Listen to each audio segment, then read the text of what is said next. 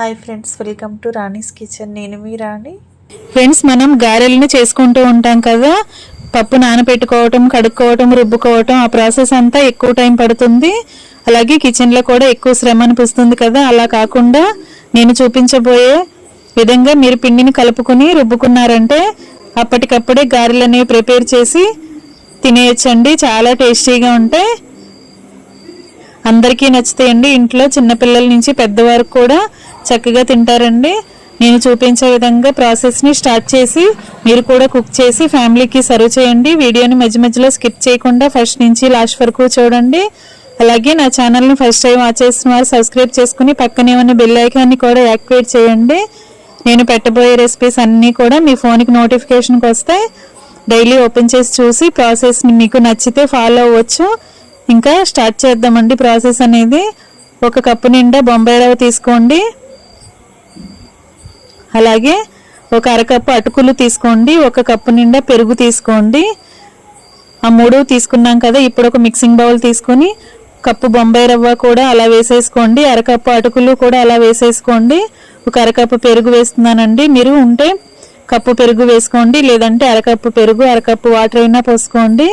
ఇలా పోసుకున్న తర్వాత బొంబాయి రవ్వ అనేది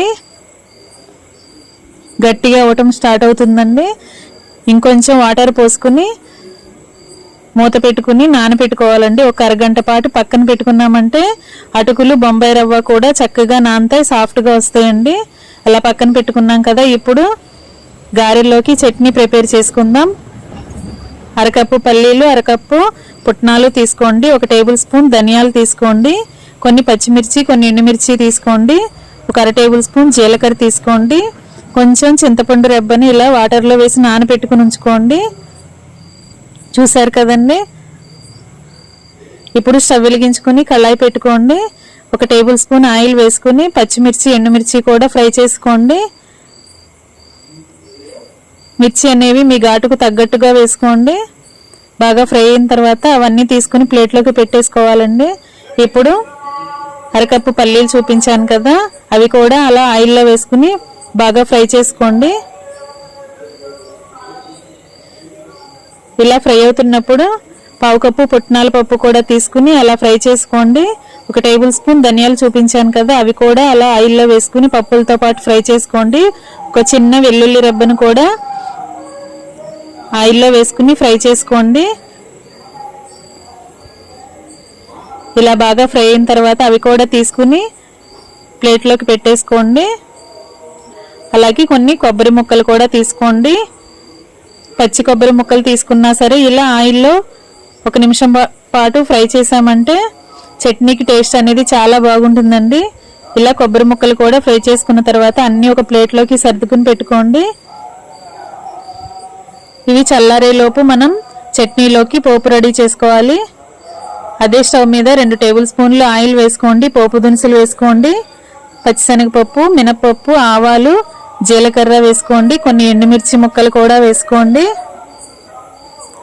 అలాగే కడిగి పెట్టుకున్న కరివేపాకు కూడా వేసుకోండి. 2 వెల్లుల్లి రెబ్బలు కూడా దంచుకుని వేసుకోండి. ఇవి బాగా ఫ్రై అవుతున్నప్పుడు కొన్ని కరివేపాకు రెబ్బలు కూడా వేసుకోండి.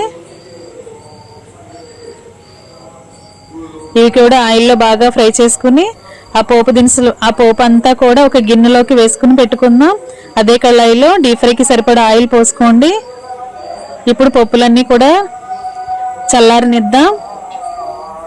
నానబెట్టుకుని ఉంచుకున్న అటుకులు బొంబాయి రవ్వ మిశ్రమాన్ని చూపిస్తున్నానండి. ఇది ఒక అరగంట తర్వాత చూసినట్లయితే అటుకులు రవ్వ కూడా బాగా నాని బ్యాటర్ అనేది గట్టిగా వచ్చింది కదా. దీనిని మిక్సీలో వేసుకుని నేను చూపించే విధంగా కొంచెంగా వాటర్ పోసుకోండి. వాటర్ అనేవి ఎక్కువగా పోసామంటే మనం గారెలు ఒత్తుకునేటప్పుడు పిండి అనేది జారిపోతూ ఉంటుందండి, కరెక్ట్గా రావు. కొంచెం గట్టిగా ఉంది కదా, ఇంకొంచెం వాటర్ పోసుకుని గ్రైండ్ చేసుకుందాం. నేను చూపించే విధంగా కొంచెంగా మాత్రమే పోసుకోండి, ఒకేసారి ఎక్కువ పోయొద్దండి. ఇలా నలిగిన తర్వాత నేను మీకు చూపిస్తున్నానండి. ఇదంతా కూడా గిన్నెలోకి వేసుకుందాం.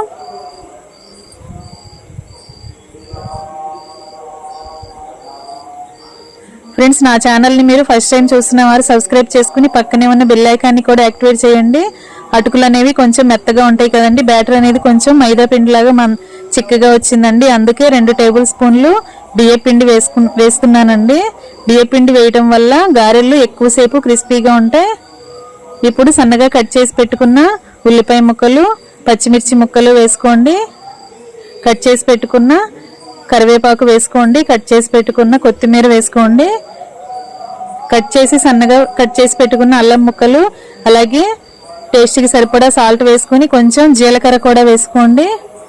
ఇవన్నీ కూడా పిండిలో కలిసే వరకు బాగా కలుపుకొని ఒక 5 నిమిషాలు పక్కన పెట్టుకుందామండి. ఎందుకంటే బియ్య పిండి వేసాం కదా, ఒక 5 నిమిషాలు నానితే పిండి చక్కగా సాఫ్ట్గా వస్తుంది. ఈలోపు మనం చట్నీ ప్రిపేర్ చేసుకుందాం. మనం ఫ్రై చేసి పెట్టుకున్న దినుసులన్నీ వేసుకుని కొంచెం జీలకర్ర కూడా వేసుకుని టేస్ట్కి సరిపడా సాల్ట్ వేసుకుని ముందుగానే నానబెట్టుకుని ఉంచుకున్న చింతపండు కూడా అలా వేసుకుని మూత పెట్టుకుని మెత్తగా గ్రైండ్ చేసుకోవాలి. గ్రైండ్ అయిన తర్వాత అదంతా కూడా ఒక బౌల్లోకి తీసి పెట్టుకుందాం. ఒకసారి చట్నీకి టేస్ట్ చూసుకుని సాల్ట్ చాలకపోతే యాడ్ చేసుకోండి. ఇదంతా కూడా ఒక బౌల్లోకి వేసుకున్న తర్వాత మనం ముందుగా ప్రిపేర్ చేసి పెట్టుకున్న తాలింపునంతా కూడా, పోపు అంతా కూడా అలా చట్నీలో వేసేసుకోవాలి. ఫ్రెండ్స్, మనం పప్పు నానబెట్టుకుని రుబ్బుకునే శ్రమ లేకుండా ఈ గారెలను ఒకసారి ట్రై చేసి చూడండి. చాలా టేస్టీగా ఉంటాయండి, శ్రమ అనేది అస్సలు అనిపించదు. చట్నీ రెడీ అయింది కదా, అది పక్కన పెట్టుకుని మనం ఉల్లిపాయ పచ్చిమిర్చి కలుపుకున్న పిండిని ఒకసారి తీసుకుని చూద్దాం. ఒక కప్పు నిండా వాటర్ తీసుకుని చేతిని తడుపుకోండి. మనం పిండి తీసుకున్నప్పుడల్లా ఇలా చేతిని ఎప్పటికప్పుడు వాటర్లో డిప్ చేసుకుంటూ పిండి ముద్దను తీసుకున్నామంటే గారెలను ఒత్తుకోవటం చాలా ఈజీ అవుతుందండి. ఆయిల్లో వదిలేటప్పుడు చేతికి అంటుకోకుండా ఈజీగా మనకి డీప్ ఫ్రై చేయడానికి వీలవుతుంది. ఇలా కావలసిన సైజులో గారెలు చేసుకుని ఇలా వేసుకోండి. కొత్తగా నేర్చుకునే పిల్లలైతే ఈ పిండిని కొంచెం తీసుకుని ఆయిల్ పేపర్స్ కానీ ప్యాకింగ్ కవర్స్ కానీ ఉంటాయి కదా, వాటిని కొంచెం వాటర్తో తడుపుకుంటూ పిండిని ఇలా తీసుకుని గారెల్లాగా ఒత్తుకోండి. మనం ఎక్కువగా చేతికి అంటుకోకుండా ఉండాలంటే పేపర్ కవర్స్ మీద కూడా చేసుకుంటే ఈజీ అవుతుందండి చిన్నపిల్లలకి. ఇలా అవన్నీ ఫ్రై అయిన తర్వాత తీసి వేరొక ప్లేట్లోకి పెట్టుకుని మిగిలిన పిండిని కూడా ఇలా కొంచెం కొంచెంగా తీసుకుంటూ చేతిని తడుపుకుంటూ ఎప్పటికప్పుడు చేతిని మాత్రం తడుపుకోవాలండి. అలా వేసుకుంటూ డీప్ ఫ్రై చేసి పెట్టుకోవటమే. ఇంకా రెడీ అయిపోయాయి ఎంతో టేస్టీగా ఉండే అటుకుల సూజీ గారెలండి. చాలా టేస్టీగా ఉంటాయి. బ్రేక్ఫాస్ట్ టైంలో మనకి చక్కగా పని అయిపోతుందండి. అప్పటికప్పుడు ప్రిపేర్ చేసి ఫ్యామిలీకి సర్వ్ చేయొచ్చు. మార్నింగ్ టైంలో టైం అనేది తక్కువగా ఉంటుంది కదా, ఆ టైంలో ఇలా ఒకసారి మీరు ట్రై చేసి చూడండి. చాలా టేస్టీగా ఉంటాయి, మీ అందరికీ నచ్చుతాయి.